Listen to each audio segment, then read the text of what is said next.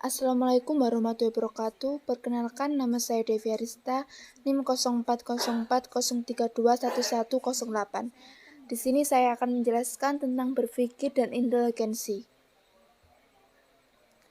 Berpikir. Pengertian dari berpikir. Berpikir merupakan aktivitas psikis yang intensional dan terjadi apabila seseorang menjumpai problema yang harus dipecahkan. Berpikir juga berarti meletakkan hubungan antara bagian pengetahuan yang diperoleh manusia. Yang dimaksud pengetahuan di sini mencakup segala konsep, gagasan, pengertian yang telah dimiliki atau diperoleh manusia. Berpikir juga memberikan gambaran adanya sesuatu yang ada pada diri seseorang. Contoh dari berpikir, saat memutuskan barang apa yang kita beli, atau saat kita berpikir melamun sambil menunggu kuliah pengantar psikologi. Itu juga disebut berpikir. Yang kedua, macam-macam berpikir. Berpikir ada dua macam. Yang pertama, berpikir autistik atau lebih tepatnya bisa disebut melamun. Kedua, berpikir realistis, nalar atau reasoning. Berpikir autistik. Berpikir ini orang melarikan diri dari kenyataan dan melihat hidup sebagai gambar-gambar fantastis. Dan melamun ini juga bisa disebut memikirkan suatu objek yang tidak realistis atau tidak mungkin terjadi. Dan yang kedua, berpikir realistis. Ini berpikir dalam rangka menyusun diri dengan dunia nyata. Berpikir realistis ada 3 macam. Yang pertama, berpikir deduktif. Kedua, berpikir induktif. Ketiga, berpikir evaluatif. Untuk yang pertama, berpikir deduktif. Ini berlangsung dari yang umum menuju yang khusus. Dan yang kedua, berpikir induktif, bisa diartikan menarik kesimpulan umum dari berbagai kejadian yang ada pada sekitar. Dan yang ketiga, berpikir evaluatif. Berpikir ini dapat diartikan berpikir kritis, menilai baik atau buruknya, tepat atau tidaknya suatu gagasan atau bisa disebut pemikiran. Berpikir evaluatif ini ialah berpikir kritis, menilai baik buruknya, tepat atau tidaknya suatu gagasan atau bisa disebut pemikiran. Untuk yang ketiga, proses berpikir. Yang ketiga, proses berpikir. Proses berpikir secara turut dapat diurutkan sebagai berikut. Yang pertama, menetapkan masalah. Yang kedua, menimbang-nimbang hal yang relevan. Yang ketiga, merumuskan hipotesa atau dugaan. Yang keempat, verifikasi atau melakukan pengecekan. Tingkat-tingkat berpikir. Tingkat-tingkat berpikir manusia ini ada 3 macam. Yang pertama, tingkat konkret, yaitu berpikir melalui bayang-bayang tanggapan khusus yang terjadi karena pengamatan panca indera yang bersifat konkret. Dan kedua, tingkat skematis atau bagan, yaitu tingkat di mana bayang-bayang atau tanggapan tidak lagi begitu konkret. Dan yang terakhir, tingkat abstrak, yaitu tingkat di mana orang telah menggunakan pengertian yang terbagi atas golongan-golongan. Yang kelima, bentuk-bentuk berpikir. Ini ada 4 macam. Yang pertama, berpikir dengan pengalaman.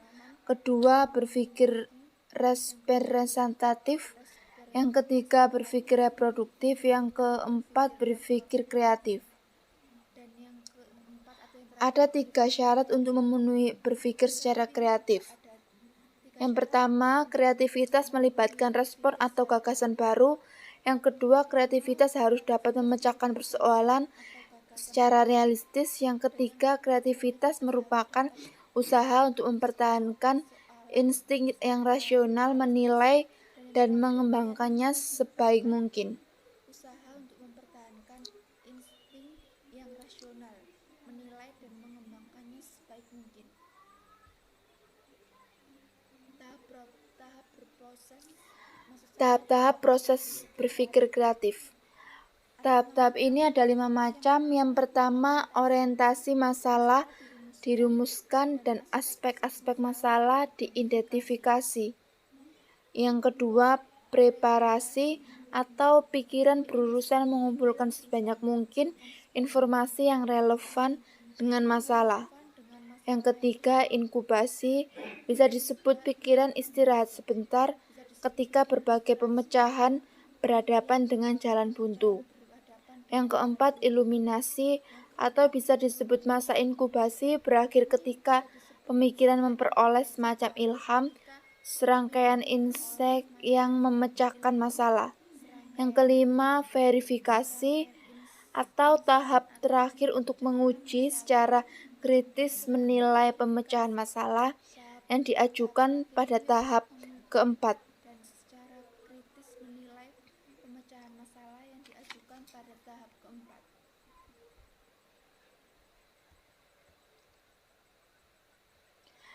Inteligensi.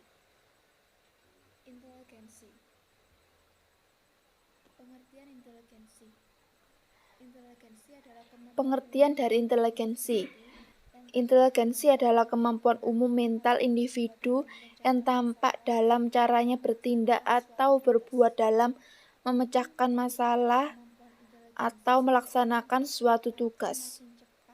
Makin tinggi taraf kemampuan inteligensi seseorang, akan makin cepat, makin tepat, dan makin berhasil penuh dalam bertindak atau berbuat saat memecahkan masalah. Inteligensi ini berfungsi untuk menyesuaikan diri secara mental terhadap lingkungan yang dihadapi. Yang kedua, multiple inteligensi dan karakteristiknya. Seorang filsuf, Prof. Robert Ornstein dari Universitas California meneliti tentang potensi otak dan sifat-sifat fisiknya. Otak merupakan sekumpulan jaringan saraf yang terdiri dari 2 bagian, yaitu otak besar dan otak kecil. Otak besar terdiri dari 2 belahan kiri dan belahan kanan. Belahan otak kanan dan belahan otak kiri ini mempunyai fungsi masing-masing. Yang pertama, belahan otak kiri mengendalikan aktivitas mental yang mencakup matematika, bahasa, logika, analisis, menulis. Belahan otak kanan mencakup imajinasi warna, musik, irama atau ritme, melamun, dan aktivitas lainnya. Karakteristik inteligensi atau kecerdasan majemuk. Yang pertama, inteligensi berbahasa. Karakteristik individu menunjukkan kemampuan dalam inteligensi berbahasa. Ada 3 macam: senang membaca buku atau apa saja, bercerita atau mendengar. Kedua, senang berkomunikasi, berbicara, berdialog, berdiskusi atau senang berbahasa asing. Yang ketiga, pandai menghubungkan atau merangkai kata-kata, kalimat, baik lisan maupun tertulis. Yang kedua, inteligensi logis. Matematis. Inteligensi logis adalah kemampuan berpikir dalam penalaran atau menghitung.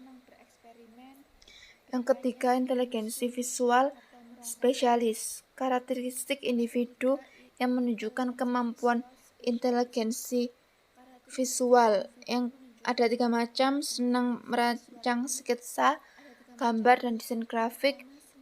Yang kedua, peka terhadap citra, warna, dan sebagainya.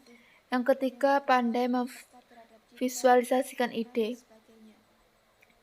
Keempat, inteligensi musikal. Inteligensi musikal adalah kemampuan berpikir dengan nada, ritme, irama, dan melodi, juga pada suara alam. Yang kelima, inteligensi kinestetik tubuh. Yang keenam, inteligensi intrapersonal. Ketujuh, inteligensi interpersonal.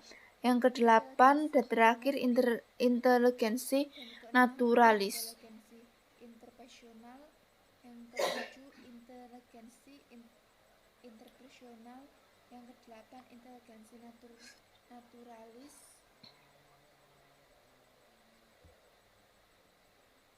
faktor pembentukan atau perkembangan inteligensi.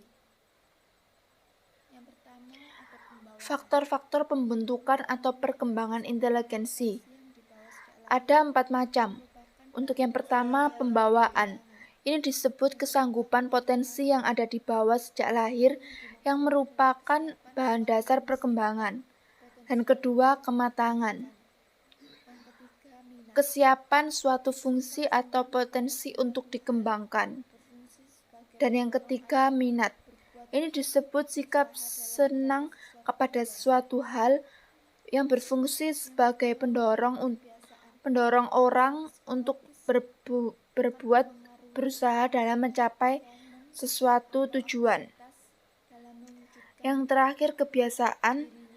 Kondisi ini psikologis yang akan mempengaruhi sikap, performance, atau aktivitas dalam mewujudkan dirinya.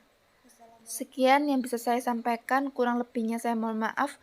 Wassalamualaikum warahmatullahi wabarakatuh.